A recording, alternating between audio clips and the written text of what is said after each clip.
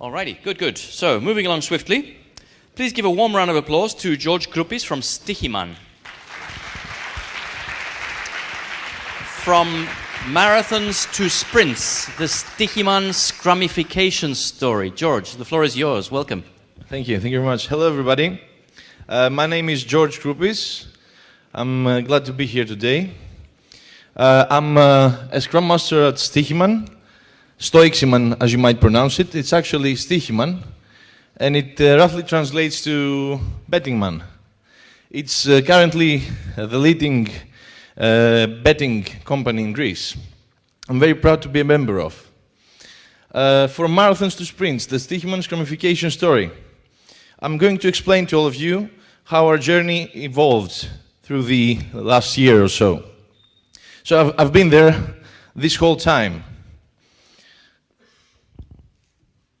Okay, that's working as well. So it's going to be a timeline split into four phases, beginning from before we even decided to go to Scrum or Agile methodologies, and going to the planning phase, what we're currently doing today, and our future steps. Each phase is split into sub-phases. So I'm going to start by talking a bit about myself. I've studied and worked in the UK for 3 years as a mobile developer. Worked with Scrum, several companies that used large-scale frameworks as well. And I came back to Greece in 2016 and joined Stoiximan in December. The first impression was, wow, this is an amazing company. I mean, people were very helpful. Everybody was very warm. It felt like home immediately. So what I've noticed was that people there were already practicing Agile patterns. We already had in place iterations, feedback loops, and weekly plannings as well. We were already Agile, at least in some parts. We just didn't know it yet. At some point, Manos, the head of our R&D department, encouraged me to do a presentation on the SAFE framework, a large-scale framework that I worked back in the UK. And I did, and people loved it. They were amazed at how many problems it would solve. Not SAFE exactly, but Scrum particularly. So, in the meantime, there was this other thing going on, the Software Development Bible, as we called it. It was a discussion about reinventing our own Stoiximan manifesto. But we don't really like reinventing the wheel.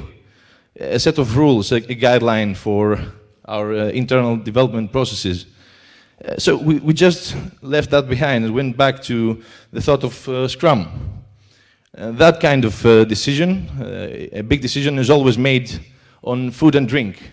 So fish and ouzo, we went at this great place with our CTO and the rest of the Scrum Masters, actually 2 people, Sofia and Panagiotis, that already had some Scrum background, to discuss on what would the benefits of Scrum be on our organization.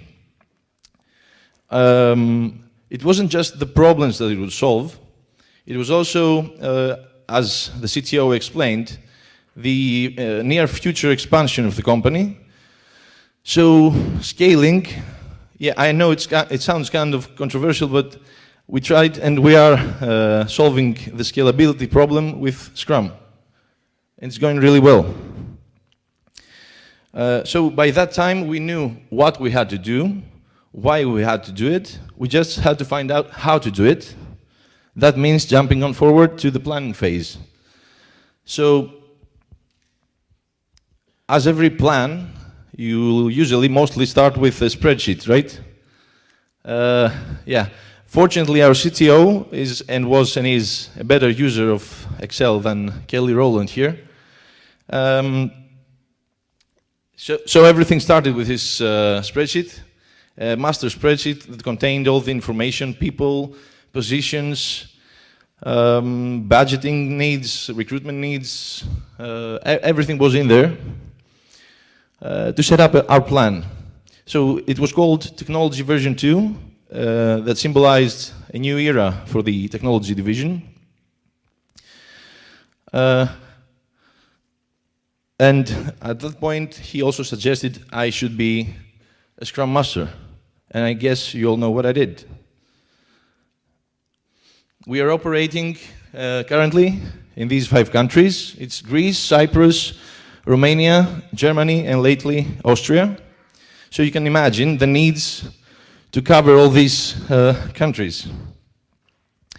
We were growing, so we needed to grow in numbers as well.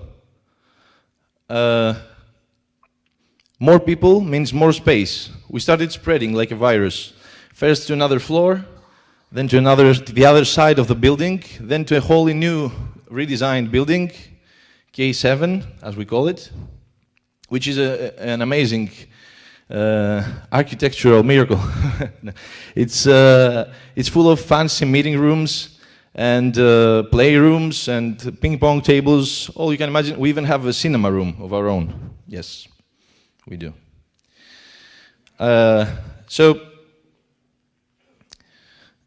today we don't even fit in these areas. We are trying to find more space. During that journey, we weren't on our own. These people were with us, some very skilled, experienced Scrum Masters and product owners, really with deep knowledge, both in our business and in the Agile methodologies as well. Some of them we hired, some of them were internal transfers, but all of them evolved, and they are great today with us. We wouldn't have made it without them. The last piece of our planning phase was the Scrummit event. Let me play that for you a bit.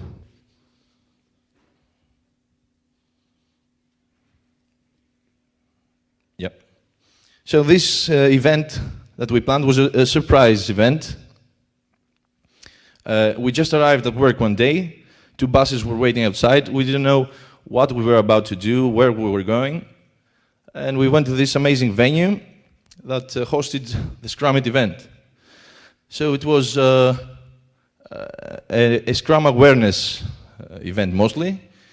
Our CTO explained us the future plans of our company, the vision, and the Agile transformation plans as well. We also played some games, like the ballpoint game and the marshmallow challenge. And obviously, we once again had lunch. So, moving forward, where we are today. Yeah. So we kicked off the 8th of January this year. We started with Scrum trainings for all team members. We started with a 2-week sprint, and we still have this time box. And we kicked off with 7 Scrum teams that took the names of Spanish cities. This is the cinema room I was talking about earlier, actually. It's not a lie. So our organizational structure is divided, it's 2-dimensional. It's divided in chapters and teams. We both have Scrum teams and Kanban teams. A chapter might be even a standalone department, like BI, Business Intelligence Department, or a software developers chapter divided by discipline. We have 15 Scrum teams by now. Each one of them has their own product owner. And they are cross-functional, as you can see. All of these are integrated within the teams. They are cross-functional and they deliver end-to-end features and self-organizing. So every journey has obstacles, and so we had as well.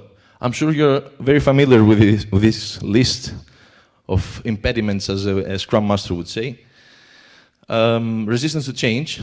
Of course, they all loved it, developers mostly, but some resisted. That happens. Scalability issues. Yes, we're growing a lot. Communication was hard, and still is, but we're finding ways to decrease that. Shared resources problems. We are having some people shared into multiple teams, so that really decreased their productivity time. But we've solved that mostly by now. We've got the QA integrated within our teams and the UI chapter as well, within the Scrum teams.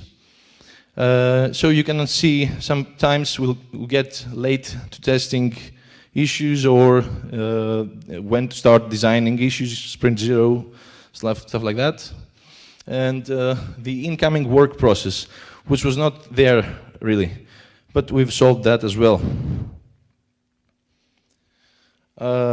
So this year it was not just the Agile transformation or the expansion plans, it was the World Cup as well. You can understand that for a betting company like Stoiximan, a World Cup is the most important event of all. But we made it.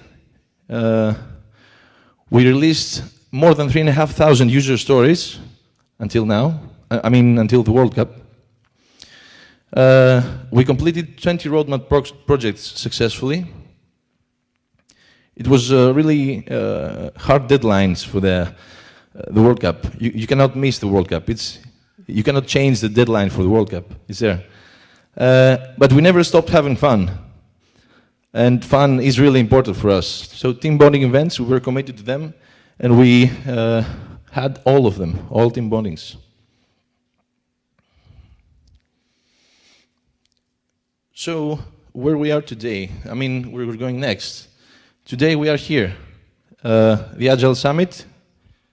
It's an honor for us to be here today. This is the first time that we're presenting, after 9 months, our newborn, like a newborn star, you can see here. This is the first time that we are publicly sharing our Agile transformation. It's been a long way since January, and we've had some problems, and there's still plenty of room for improvement as well.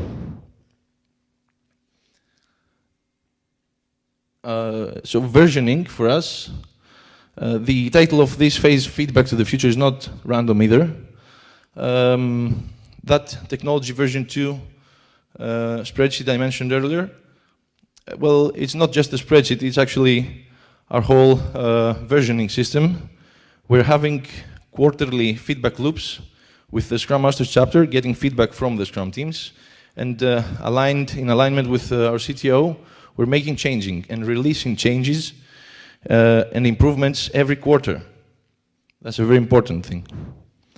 There are also other versions, like the incoming work process I mentioned earlier. Next month is getting a new version as well. It's version 3 now. And probably we'll get a second version for our Scrum-It event. Expansion never stops, really. Another first for today is a public announcement for the Portuguese market. We are entering the Portuguese market as well. So you can understand that the needs keep increasing, and we will be increasing in numbers as well, more. By 2019, we'll have 20 Scrum teams planned. We'll be spreading not just to another building, but to another city as well. We'll go to Thessaloniki and start a new hub there. So Thessaloniki hub will have both technology departments and operational ones. And we'll try for the first time with remote Scrum teams. We'll have to use some large-scale framework patterns to achieve all that. We are already testing the integration team from the Nexus framework. And we'll try and find some more bits and pieces to solve our dependency problems. So that's all for me. I'm sorry if I bore you, if I scared you with all these dates stuff. It was a bit, too much with the dates. I will be at the Stoiximan booth at the back, along with some more cool people. We are obviously recruiting, as you can understand. The needs are huge. And I'll be there to answer all your questions. Thank you very much. Thank you. Thank you, George.